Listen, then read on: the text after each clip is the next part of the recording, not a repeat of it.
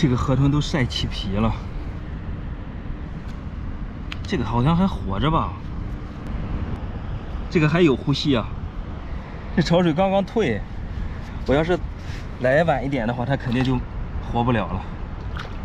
这个还在活着，能看见它在动吗？给它往这个水里面放放，让它游走吧。哎，走了。这应该也是一个猫眼螺。这个握的这个造型不一样，比较独特。现在这个小的缩水太快了，来不及表演，就自己这个单身。有时候这个猫眼螺都喜欢两个握在一起。这个模样的都是那个海葵啊，一碰它就开始往外喷小水。这种沙葵个头不是特别大，但是这个也比较好吃，就这么大。这样的就是一个完整的海葵，它没有那种生长在水里面的那个长，但是这个里面也全都是黄。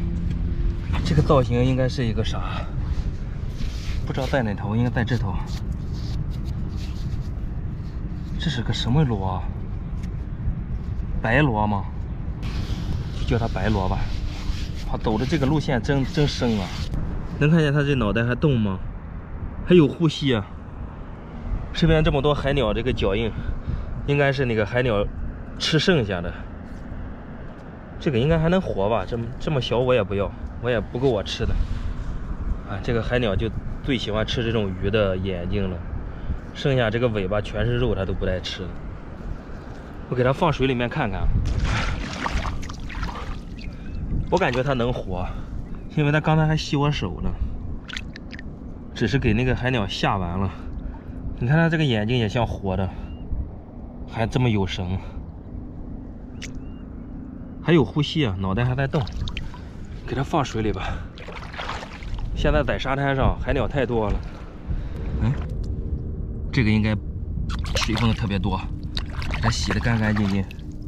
哎，要缩了，不行啊！这刚刚退潮的猫眼螺，一碰就喷水呀！哎呀，这个水是怎么挤怎么有啊！这个漂亮，就这种猫眼螺是最好的，最好玩的。我差一点自己就给这个螃蟹踩了。这个螃蟹从来都没被夹过，这个螃蟹不夹人了，因为它特别懒啊。它都懒到动弹。你抓的时候它会吐泡泡，就好像在说话一样。这个里面好像有一个八爪鱼，它老是往里面吸啊。这是带肉的还是八爪鱼？我不确定啊，我得打开看一下。刚才嘴巴还张着呢，我拿起来以后，这个嘴巴就闭上了。不确定里面是个啥，应该是个八爪鱼。我看这模样，我给它撬开。这个是带肉的吧？好像这个生蚝是带肉的，不是八爪鱼啊！这个肉好肥呀！哎，我判断失误啊，我以为是个八爪鱼。这个肉也特别肥，带着吧，这么丢了也可惜。